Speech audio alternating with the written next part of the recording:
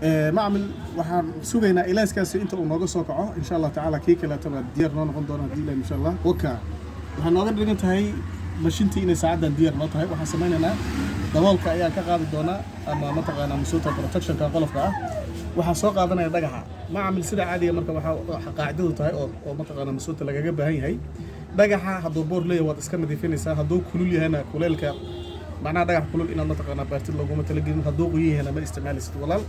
waxaa samaynaysaa marka waad nadiifinaysaa maradaada ama mara nadiif aad isticmaalaysaa tibkan waxaa loogu talagalay caaradan oo kaleetana waxaa samayn doontaa muxuu ahaa warqadda nadiifka ayaa sidan ku leedahay walaal ila soco sidaabaa ku leedahay macnaheedu wuxuu yahay haddii dee tibka ama afkaasi mataqaanaa wax wasoo qabsadaan natiijo sax kuma imaanayso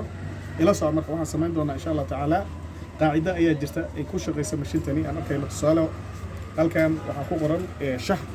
shaxdaas waxay tahay marka tusaale kale tan soo halkan temperature-kii waa loogu talagalay temperature-kaas oo ka kaca mataqaanaa 10 centigrade 10 centigrade ilaa 30 iyo wixii ka sii sareeya halkan waxaa noogu qoran karaad ama miisaanka dhagax intuu leeyahay tusaale kale to karaadka kan oo kale tada waa garaamaad waa aad buu u badan yahay waxaa jira marka dhagaxaal yar sida diamond oo kale to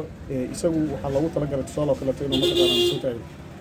haddii xitaa uu yahay mataqaanaa soo tahay 0.05 karaad hadduu yahay way garaadki macnaheedu waa halkii garaam ayaa 5 karaad ah sida caadiga ah tusaale kale marka haddaan haysto dhagax 0.05 ah temperature-kiisuna uu yahay mataqaanaa masuutahay 5 waxaan samayn doonaa mataqaanaa tusaale kale waxaan ka dhiganayaa 5 ayaan ka dhiganayaa tusaale kale waxaan haystaa temperature waxa jooga cimilo waxa jooga sida wadamada qabowaha oo kale 10 ah dhagaxa aan haysana waxa weeye 0.05 waxaan ka dhiganayaa dhagaxa 5 baan ka dhiganayaa waxaan haystaa tusaale kale dhagax la eg 0.06 temperature-ka aan haystana waa 10 waxaan ka dhigan doonaa 3 waxaan haystaa temperature 10 ah